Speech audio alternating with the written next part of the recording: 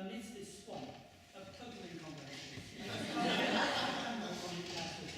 And if I can't get a handle on it, I can't get a handle either on the Deleuzians who start then going on about it. The trouble is basically that I read a lot of this stuff and I'm just lost. I can't pin it down at all. And so I kind of give up and pick up on things that I can understand and using words that I can understand. And I thought I knew what affect was, and that it's a quality of feeling, and the feeling is not interior to the subject, but it's a way, this is from a way in which the objective awareness there's emerging of the sense of the perceiving world that can come together, and that's what feeling is about. And I'm quite happy to use a word like affect for that, because that's what it means. The fact that it's been hijacked by the Deleuzians and turned into something that's beyond my comprehension is something I feel I don't have to deal with. But then every so often you get this sort of you think that sort of the door opens a tiny bit, and you can suddenly see that in the Deleuzian language there's something there, something you get a handle on. And so it leaves me with a sense of enormous frustration, because I don't want to spend all my time trying to figure out what these wretched philosophers are trying to say. I want to spend my time figuring out what it means to hear, what sound is, what happens when I play the cello. I want to answer those really quite sort of very concrete, down-to-earth questions. And so I think probably my answer is that I'm a mother. I'm picking up inspiration from here, there, and everywhere. And where it turns out the handling probably haven't yet got it crafted with every kind of resistance. But I was reading Deleuze recently on Taylor Release, and suddenly it began to make sense in the way that it had before, because we did it in a reading group. You're not a Deleuze now. Sorry. But I'm all right. I mean, I don't think we should be in anything, Ian. Because I'm not a philosopher. And whenever I read a work of philosophy, I realise that I'm not a philosopher. But sometimes you pick up some awfully good ideas. And then you think, well, just use the ideas and forget about them. The Deleuze, I don't know whether it's Deleuze or the Deleuzians that drive me nuts. Philosophy can say what it wants to say, because they're communicators. And nobody's prepared to stand up and say, look, this stuff is absolutely meaningless.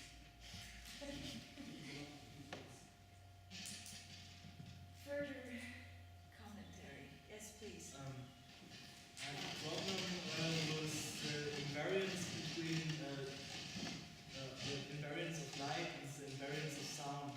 So because light and sound are such different things for me, and I don't know how to say once there's an invariance of light, and you can see it in sound, you can hear it in sound. So I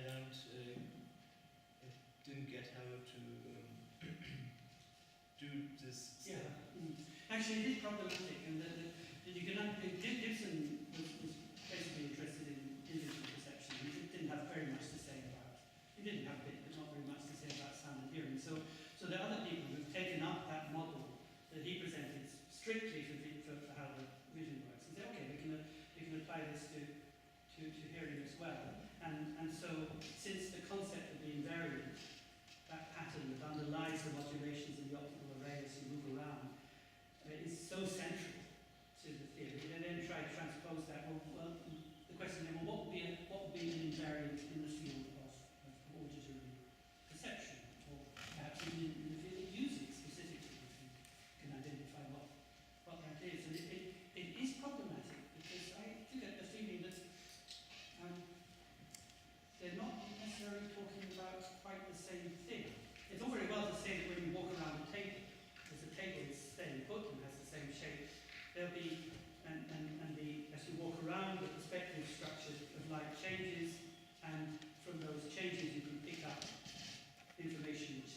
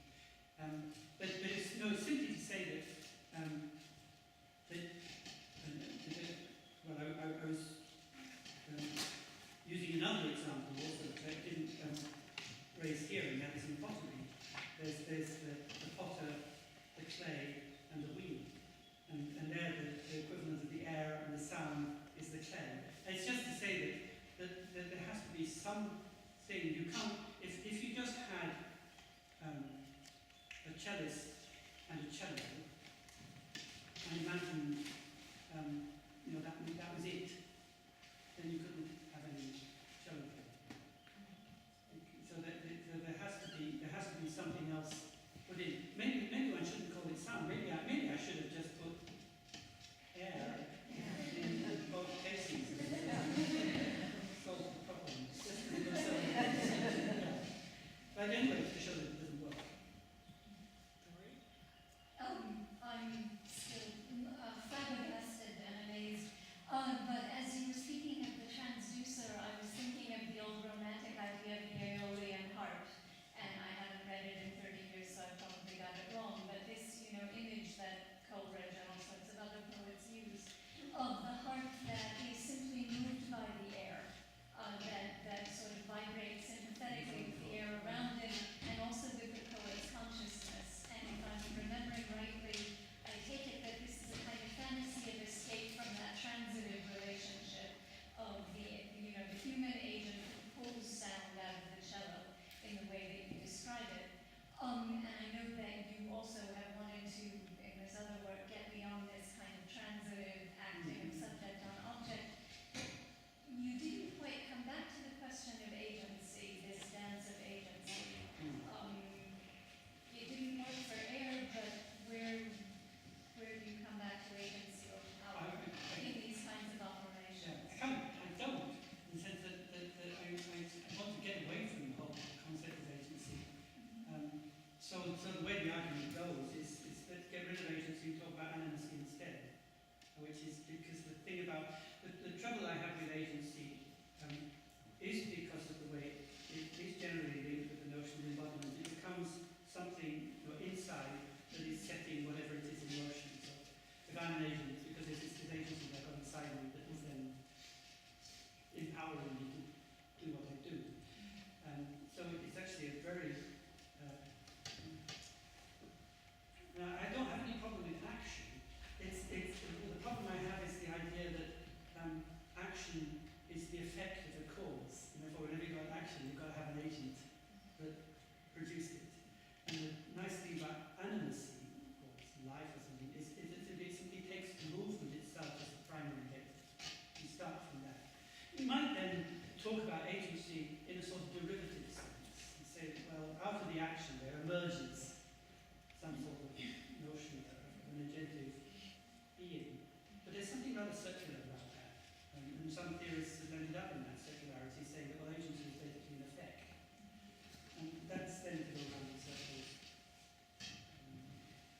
So it's better, I think, to do that. Yes, I think for me your three-part diagram was undermined when you wrote hair and sound at the top. To me, what you're describing is a really simple ecological model in which the third element is environment. You can't have a cello and a player Without an environment. without an environment. And the environment is the answer to your problem because and you don't have to call it an agent, it acts as a sort of super agent. But you can't, I mean, it's true, it's obvious, it's true in an obvious sense. But the thing is that you can't actually interact with an environment. I mean, if you say the environment is everything out there, that if the environment is everything, or if we've got me in the cello, okay, the environment is everything else, how can I possibly interact with it? Well, when you are doing it, you're interacting selectively with parts of it. Exactly. You're eating parts of So it. you might be interacting with this bit and that bit and the other bit, but not with the environment. Why do you have a singular, why do you worry about that singular entity? But what I don't see is how that in order for interaction to take place at all, the interactors have to be in some kind of a medium, which for us is generally air. We have to be able to breathe. So, and if a kite is going to fly, if a bird is going to fly, it's got to fly in the medium, and therefore. But the medium is an agent in the environment. No, the medium is not an agent. That's what I'm just trying to say. That we can't treat, it makes no sense, in my understanding, to treat the medium, whether it's air, water, whatever it is, as an agent. It makes no sense to say that for the fish in the river or the sea, that the fish is an agent and the water is another agent and they're interacting with one another. It makes no sense. I'll tell you why it makes sense to me, which is that when we're in the womb, we're in liquid. So there is an argument that sexuality and listening are not yet separate.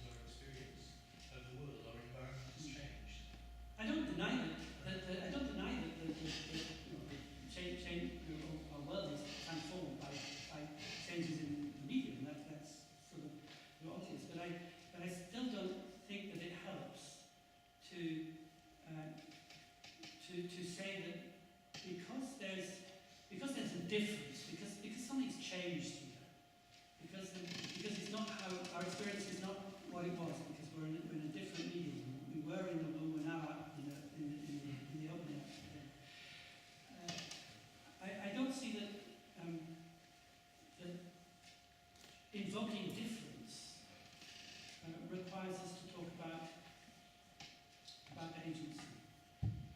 I can't see the point of that. I don't actually see how it helps. What more can we understand by invoking agency in a situation like that? Than simply saying we've got a different meaning. Well, it's the difference that's important, not the term. And the difference is, but then you're in danger of making the same mistake, you know, that the geneticists classically made when they thought that because people differed in their eye colour, there must be a gene for eye colour. It's one thing to say that there are differences, another thing to That's to identify difference as an object rather than a process, a change in state. Anyway, we're going Let's down see the the next question. Jeff on last.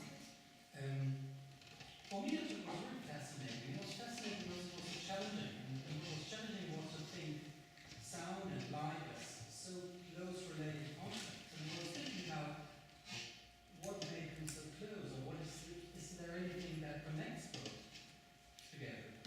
And obviously, I'm thinking about that, and obviously I recognize that we dislike lines. And lines are in a way stable connections. And what you like are waves. And the music examples you gave us are waves too. And waves symbolizes change. Right? Because it's not a stable connection, there's a change in what you control. And change has to do with time. And isn't time the concept that holds everything you're talking about together? The last point, yes, probably is. Time is the thing that holds it all together. But to go back, I don't know what to talk about likes and dislikes, but it's just there's some kinds of line I like and other kinds I don't like. Some kinds of line I like very much, and they're the ones like this kind of line. But the line, the straight line that connects the source and the recipient, that's just what I shouldn't talk about liking and disliking, but they're quite different kinds of lines.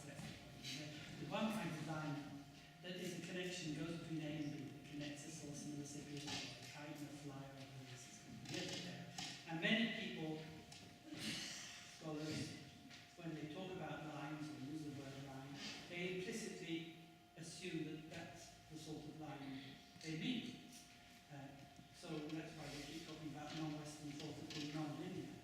As though it doesn't have any lines in it. Well, of course it has lines, but it's just that they don't go from, or non-linear algebra, non-linear mathematics. You know, they're still lines. It's just that they're lines that loop around instead of going straight. And the beauty of the line that moves like that is that it's animate. That every moment, it's in no sense predetermined. It's kind of deciding at every moment where it's going to go.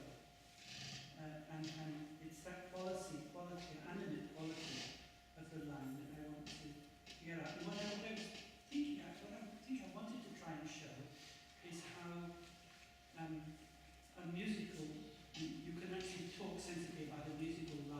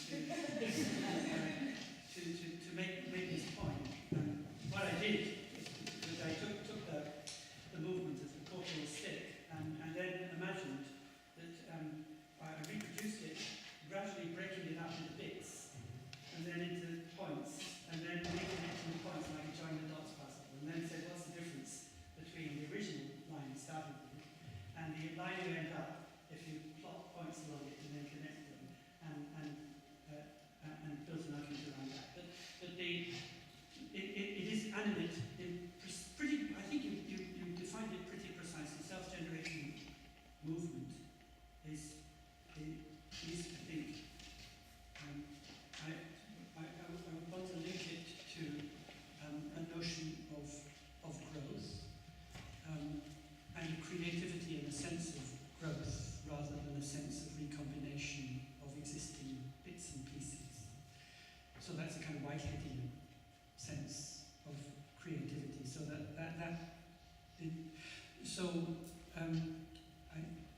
I think my idea of animacy fits within a kind of Whiteheadian or organic philosophy, in that sense, talking about growth and generation and movement. I've also got much inspiration from the writings of the dance philosopher Maxine Sheets Johnson, who's written a great deal about this from a dance perspective. And also, her big book is called The Primacy of Movement, and that I think the sort of most basic thing is the idea that movement is primary. We don't have, when we think of movement or growth, we don't have to think that it must be the consequence of something else. And all sorts of things can be consequent upon movement and growth. But we can take that as a sort of ontological baseline. Probably I could expand on that a bit more and say that I mean, another word for animacy is simply life. And if something's going to live, it also has to breathe, it has to take in, it has to inhale and exhale, it has to be respiration of some kind going on. So that if one's going to talk about animacy, it must involve the interchange of materials across those boundaries that form up in the process of growth. So I was talking biologically, I would say that organism is developing, as it develops, boundaries begin to form around it, which differentiate